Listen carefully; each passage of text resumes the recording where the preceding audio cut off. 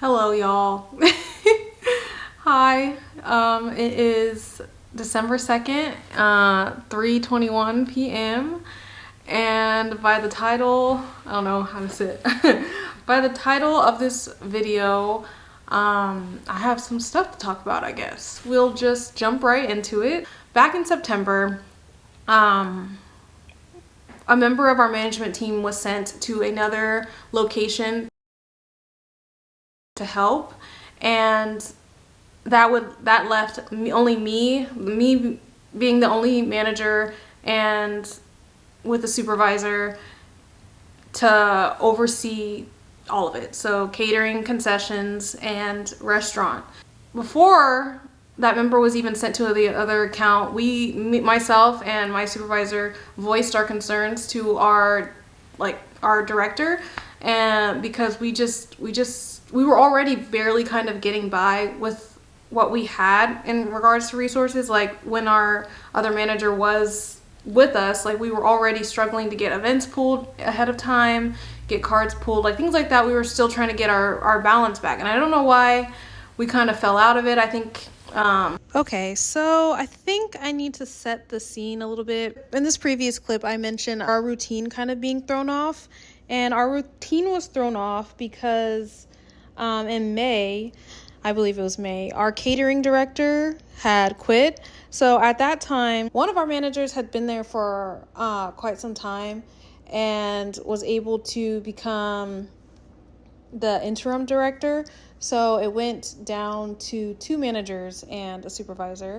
So we were in the middle of just kind of reestablishing our status quo. So having our other manager leave was going to be really bad timing, because we had just started the football season, and this was going to be my first season without the help of our previous catering director, because she was helping me with all of the kind of behind the scenes stuff. So like ordering the beer, getting the tent rented for our football concessions, and like just getting the food truck inspected, like all the things that were like behind the scenes. And I was more of the front of the house, like operations, so like day of operations, getting all the cash boxes linked up with the stands, with the iPads, the cash, the product, like all of that's what I oversaw in collaboration with our previous catering director. So when she left, all of her responsibilities got put onto me, and I did a good job. I'm not even gonna say I think I did a good job. I kind of did a good job. I did a good job. Like I got the job done. We got the things that we needed accomplished,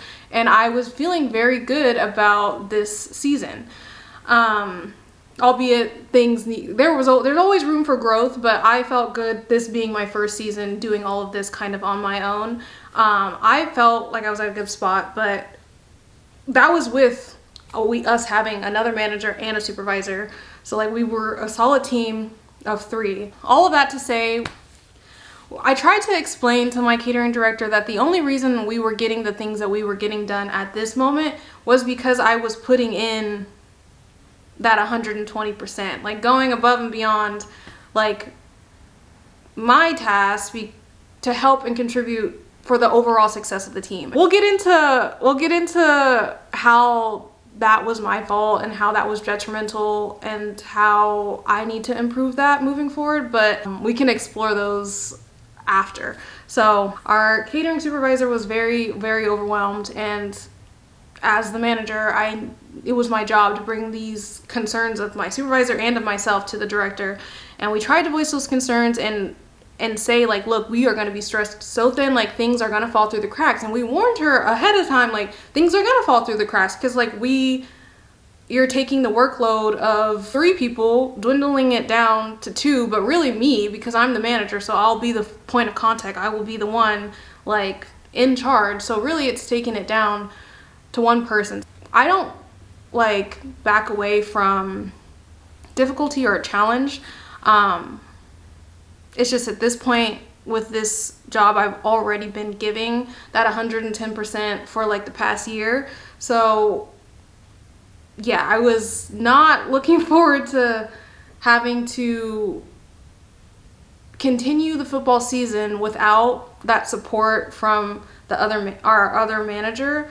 And I was very overwhelmed, and I was frustrated that they did not even remotely kind of listen to our concerns. When our concerns were brought up to upper management, they weren't really well received. They still believed that we were capable of performing our duties without our other manager. So that happened, conversations were had, and I decided to put in my notice mid-September. I want to say the week of September 14th.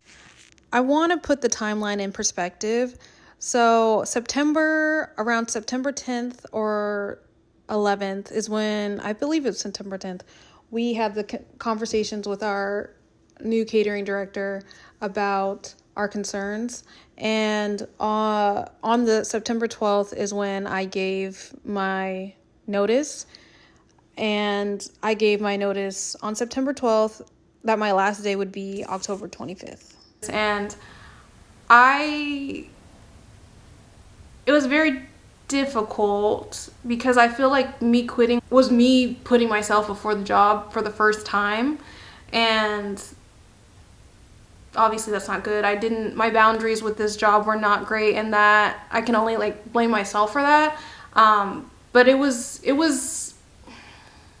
push and pull type of thing. I just feel like when I say it was a push and pull type of thing, I mean that catering is not, or at least I'm going to say catering at this location in this role for me was not, it's not 9 to 5. Actually, I'm going to just say that. Catering anywhere is not 9 to 5. It is overtime a lot of the time, and that just comes with the territory of the field. Yeah, doing catering alone is a lot of work, but doing catering in addition to concessions and helping out with restaurant and other responsibilities is a lot. But when your salary, they don't care the amount of hours you work past your 40. It would be a lot, and it would flow into real life. There would be no balance because I wasn't able to create balance because the job wouldn't get done if there was a balance. And I don't think I saw anything wrong with it because I didn't realize kind of how little I was valued at that in that role, in that position. At that point, I no longer aligned with the company, and they no longer aligned with me, and I couldn't see how we could reach a realignment. I just couldn't see it, couldn't foresee it, so I needed to go. And I put in my notice. I decided to stay and help them through the next 2 football games, so that 3 out of the 5 would be done, and they'd only have 2 more to do. And yeah, quitting was a very difficult decision because these are the people you see majority of your day, constantly. So you get used to, it's very complicated because although I was having conflict with members of our management team, I'm also very close with these members. So it was difficult because me quitting would put them in a difficult position, but I knew that it would put me in a worse one. So I asked, at that point, I asked the job for help. I didn't receive the help. It was a mixture between could not, would not, will not continue to work myself to the degree that I was to reach the results that we were reaching. And the irony of it is I got the help I needed as a result of me quitting. So because I quit and because our catering supervisor quit so close to me in time, they brought in 2 supervisors to replace the both of us. And one of them was able to just provide me the help that I had always looked for with concessions. And it felt great because I wish that that's what I could have had. But no, they did not want to do that. So yeah. I did kind of try to pull back to just kind of regain that work-life balance, and that's when things started falling through the cracks. And I'm very bubbly, very outgoing at work, get along with a lot of people, and I like that about myself. I like being happy, I like being joyful, I like bringing that energy to work, and I wasn't feeling that. Like I wasn't feeling myself, and people noticed, and that was hard because I didn't want people to notice that I wasn't necessarily doing all right. But at that point, I did not care anymore. Like I wasn't doing okay, and like the more and more I tried to perpetuate the idea that I was doing okay was actually damaging myself, the team, and my job. So I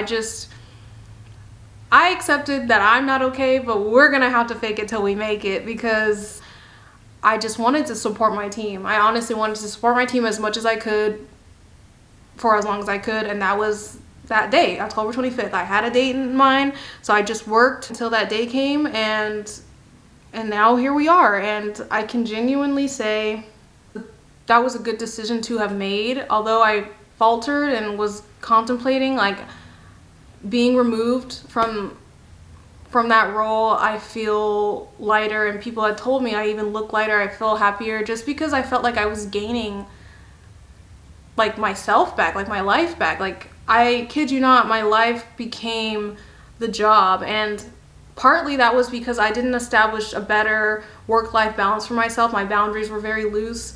I gave my all. If they needed me, I was there. Yes, work is important, work pays your bills, work takes up your time, but like it is not your life. And I didn't realize that until my breaking point. Like I said, I wasn't insecure of my abilities to do the job while our other manager was gone. I just felt like it was asking a whole lot when I had already taken on kind of a lot. And I just don't feel like it was a fair ask, and I don't feel like we were in the position to be giving away someone when we, like, that's just how I felt. I don't know, I don't know the rhyme or reason why decisions are made by upper management, and I think that's partly also why I was frustrated, because of the lack of communication between the management, upper management, and with us.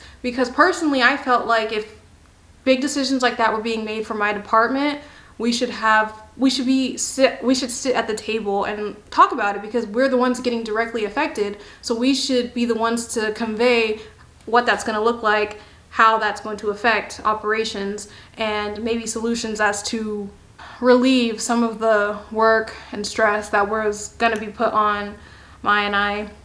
At the end of the day, I did not feel that myself and the company would be able to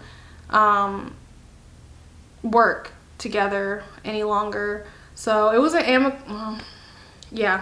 amicable quit, leave. In their eyes, for me, it felt different, but the workplace is politics, so we left on good terms. Although I don't agree with how everything went down, I am at peace with it now. I've never wished them any ill will. Like my team, the staff, when I tell you that the staff partnered with Maya really got me through that last month, I mean that, because I came in and you could tell that I was just not in a good place, and they stood by my side and supported me and made sure that if I needed help, they were there to assist in any way that they could that whole time. So like, I don't know where I would have been without my staff at that time, and that's why I really am glad that I did the best I could to support them. Yeah, they supported me tenfold. But yeah, that's why it's hard, because I didn't want to leave, but I realized that like I needed the support at this moment in time. I needed it because just mentally I was not there. I was not capable of doing that job anymore. It just didn't work with me anymore, which was really sad, because I don't dislike catering. I actually like the structure of it all, and like setting up, putting down, kind of being creative with what you do for decor. And I enjoyed concessions, and I was excited to turn it. I was excited to really shake up concessions and bring some new ideas forward. It just wasn't meant to be for me in that role. And I've been happier. And 1 month after I quit, 1 month on November 25th, after I've been applying to jobs left and right, on November 25th, I got a call for a job I applied to for the state. So they offered me the position as asset management analyst. Yeah, it's a 180 from catering, but I'm excited to try something new and just kind of be working again. I've been enjoying this break to just relax and figure out what like life is for me. Yeah, I've been trying to I've been doing a lot, you know, I really have. I've been cooking a bit more. I've been exercising. I've been doing some at-home stuff. I've been reading. I've been really glad to say that I've been reading. Oh, here, I'll show you. I'm trying to show y'all where I'm left off.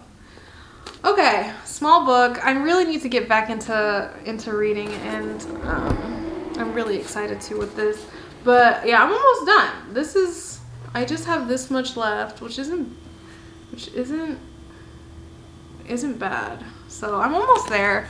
Really excited. And then I'm gonna start reading. You can't see them, but there's some books up there. I'm gonna start reading more of those because I've started some of them and not finished, and I just want to go back and get those read. If they're gonna be on my bookshelf, I should have read them. So I'm gonna read those. But yes, I've been reading.